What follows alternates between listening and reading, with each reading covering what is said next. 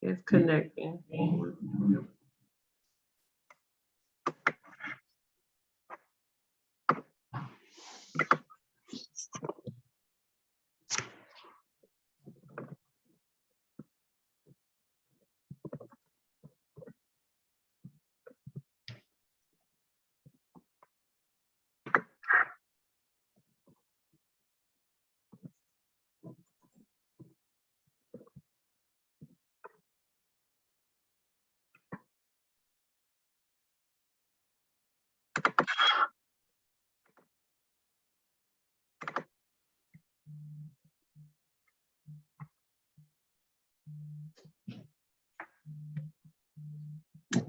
Okay, we're live.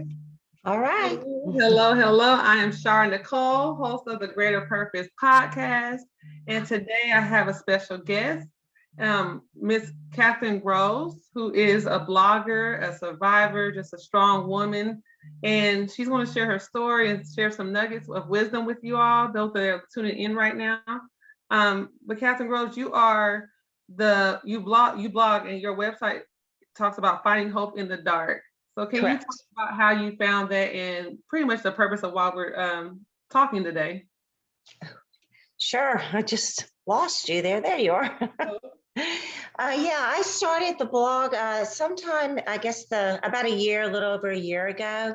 And my journey, the blog is really about what it says, finding hope in the dark. And it's what I do in my blog is try to share my journey of living with PTSD. And for,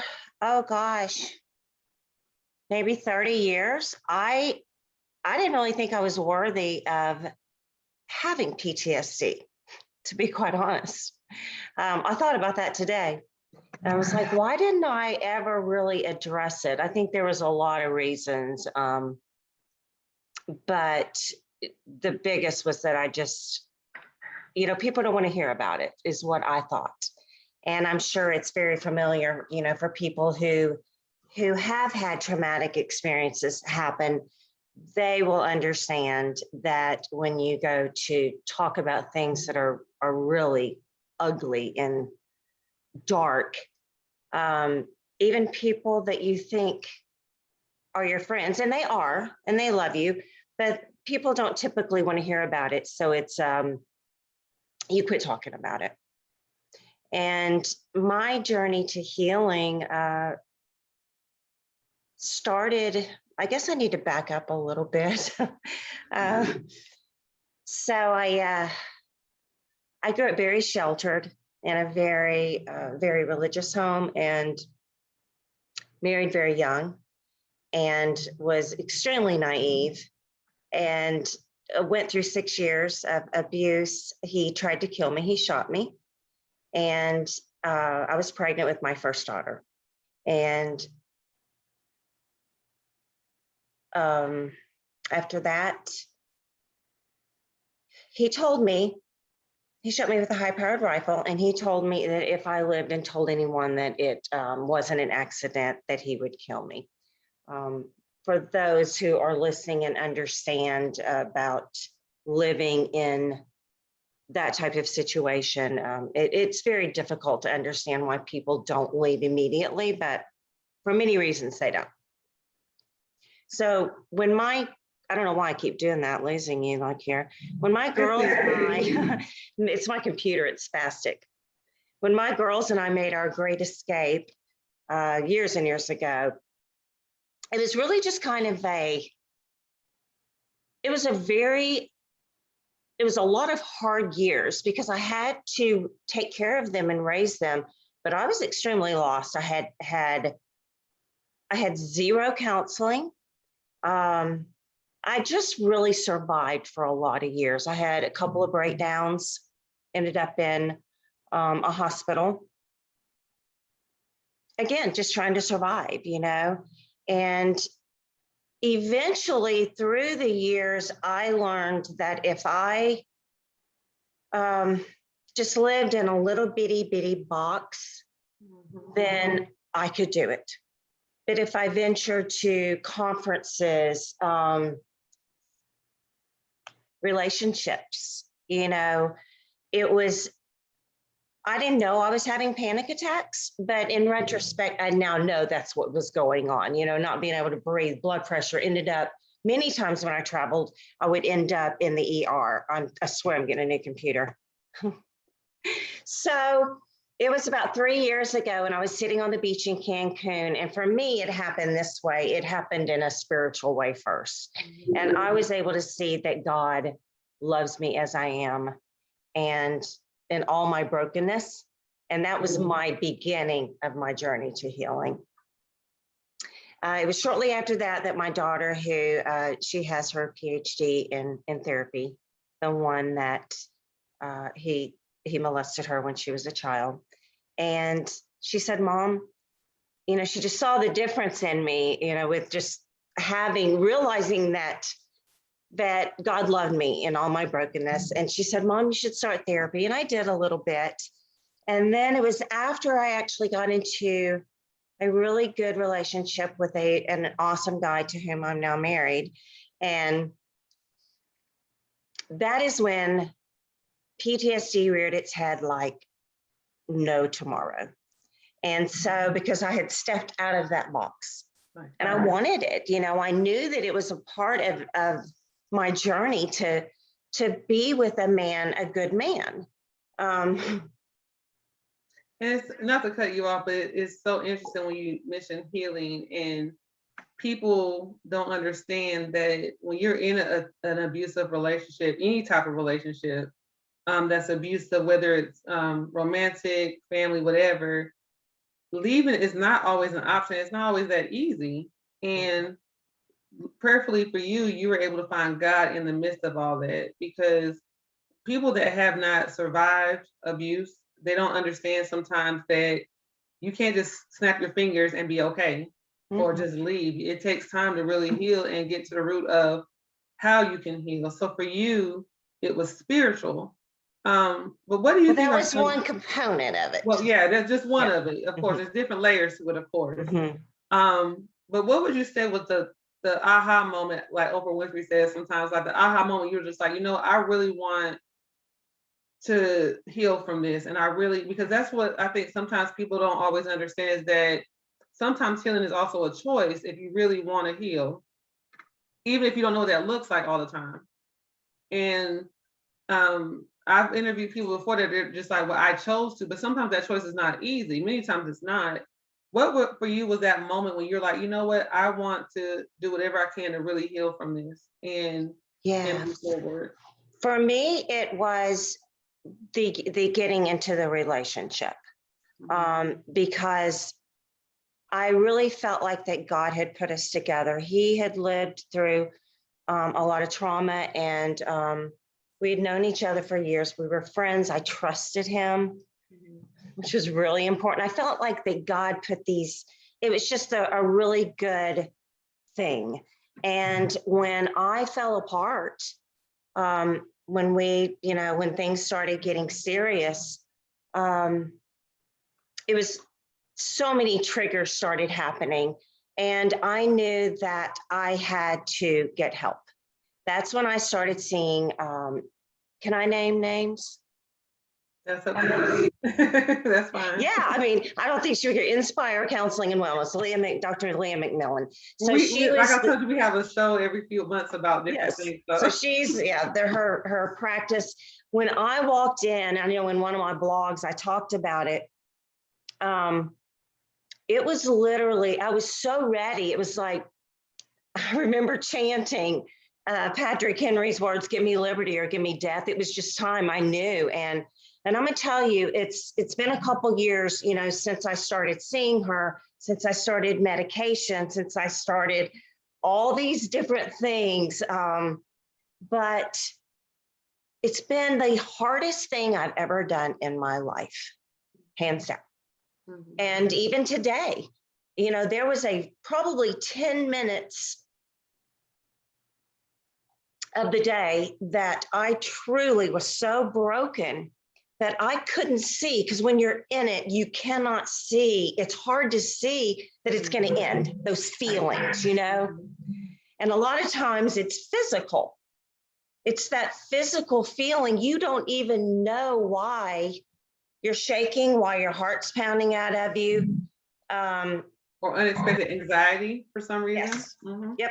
I know I was in Walmart one day and a tire blew on a bicycle. And I was 100% convinced that a gun had gone off. So I'm like running through the store, screaming at everybody to leave. And I'm the only one running, you know? So it's, yeah. And those triggers are real. Those They're triggers real. are very real. They're real. And, yeah. And like I said, I've interviewed people before when they're saying things like loud noises will trigger it sometimes. Yeah. Personalities will kind of trigger that sometimes. A lot of crowds can do it, you know. Right. Crowds can certainly do it. I think that in my blog, I try to be very real about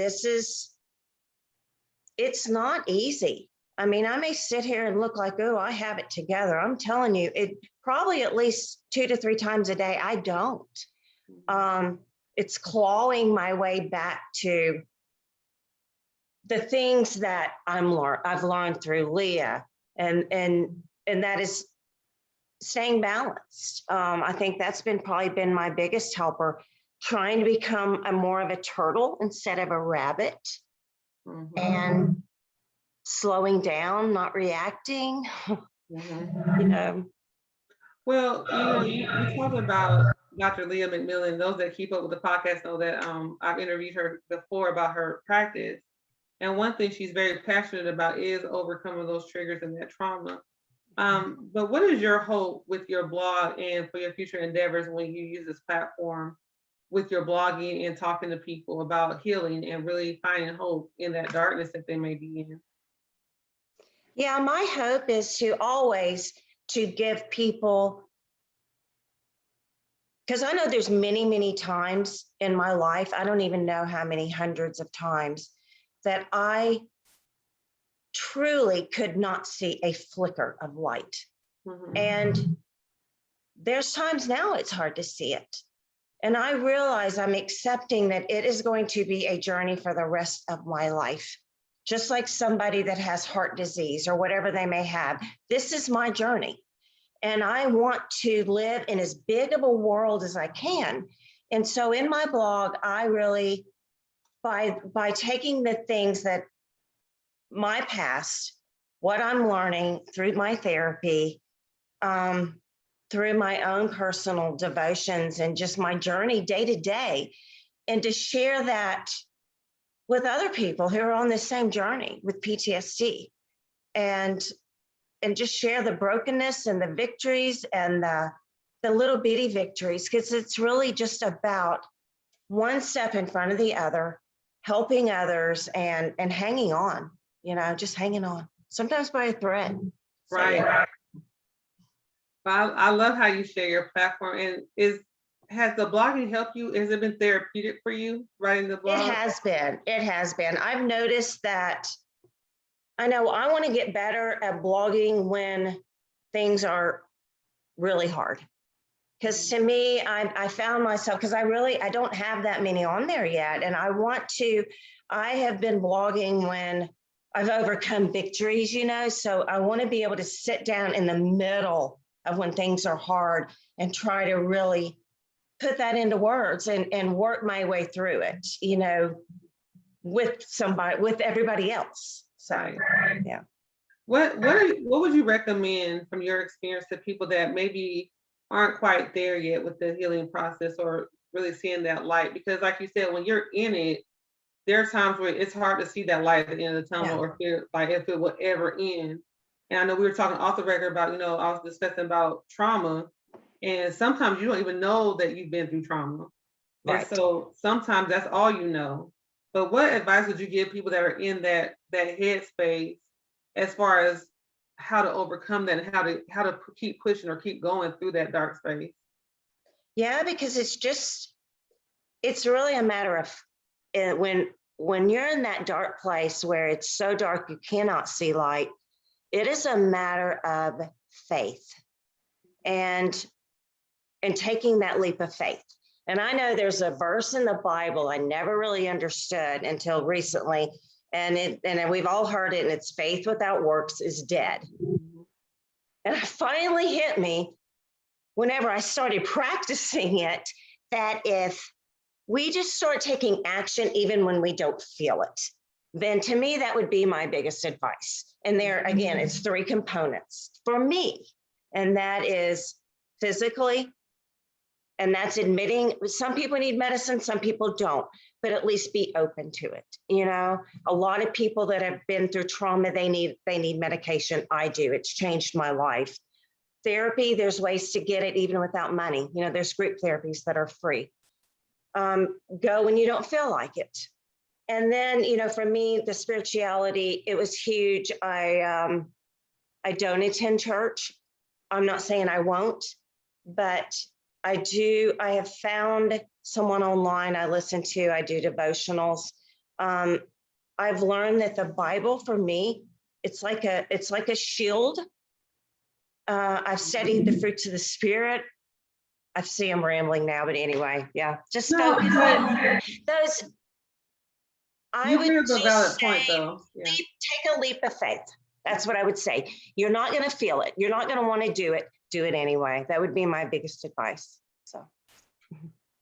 Well, and like I said, you brought some valid points because a lot of times people think church or being in church is like the solution.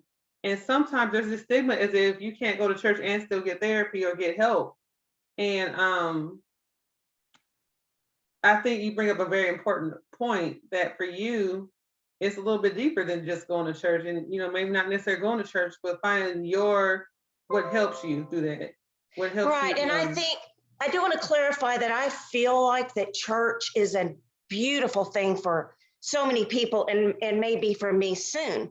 I just think that, like you said, it is so much deeper, and we all have to find our own individual spiritual, like something. When I say spiritual, it's believing in something greater than us, right, that can give us hope, and then acting on that, you know? So, yeah. And one thing I want to point out is that, sometimes you don't have to go with what everyone else thinks is popular either, because that's not going to work for everybody. Yeah. I remember when I was working on my doctorate program, and I was I was talking to my mentor at the time, and I was saying how, well, because I grew up in a Baptist church, and so I never understood therapy. I mean, that was always like dismissed, like therapy, just pray about it.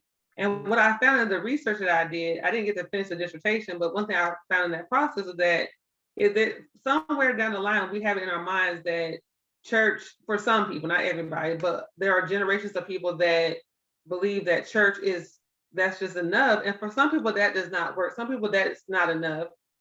Some people go through a dark space like that out of fear of going to therapy because of that stigma on it.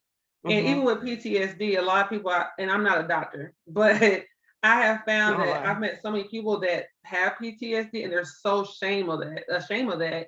And I'm learning that you don't have to be ashamed of that. Like, it's something that you have to address so that you can know how to, maneuver with it and not be in that dark, broken place when you don't have to be. So right. I love your strength of talking about it so openly, because I think people need to understand that it's not a death sentence. It's not the worst that could happen to you. There's just ways to really maneuver if you have PTSD or anything of that nature that's kind of keeping you in that headspace.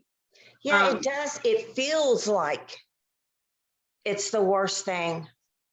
That's, when those triggers happen and you feel like you can't breathe. And, but I would say just to touch back on the spiritual thing a little bit, because it is so important to me.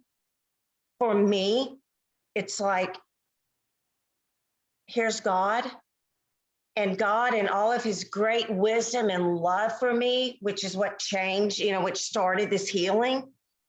He wants me to go to therapy.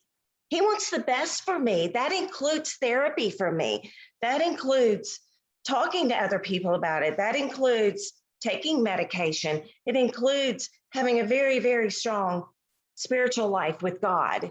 And again, for all of us, it's going to be different. Our stories are different. The solutions are going to be different. But I think for all of us, the bare things. Oh my gosh, why is my computer doing this? We can still see and hear you though, so you're good on this end. What's happening? Anyway, I think if we could just go to those three things, and just focus on those. Right. That's my biggest advice. Well, how can people find your blog and get to know more about your journey? Yeah, my blog is, I had to write it down. It is Hope in the Dark, and then the number 4.home.blog. Is there anything else you would like to share about your blog and your journey? I just think your spirit is just so beautiful. Oh, thank you. No, I would welcome anyone that wants to reach out to me, through my blog, or through Facebook. On Facebook, I'm Catherine Ray Roberts, and I'll be happy to chat with anyone. So. Well, thank you so much, Miss Catherine. I think Thank you for are having amazing. me. Thanks for the opportunity. Right. And hopefully I can talk to you again and keep up with you with your journey. Because like I said, I love your strength and your boldness to speak about this today, because it's something that a lot of people don't want to talk about, but it's so necessary. So it is. Well, I feel like it's all part of the healing too, because a lot of times when people don't talk about it, for my sake, it was because I was ashamed. So in that healing, you lose that shame, and therefore you have that freedom to speak of it. So anyway, thank you so much. Thank you. I've enjoyed talking to you, and I've been enjoying reading your blogs too. So just thank you so much. Thank you for all you do, and I look forward to seeing you again. Yes, ma'am. You have a good day. Thanks. Bye-bye.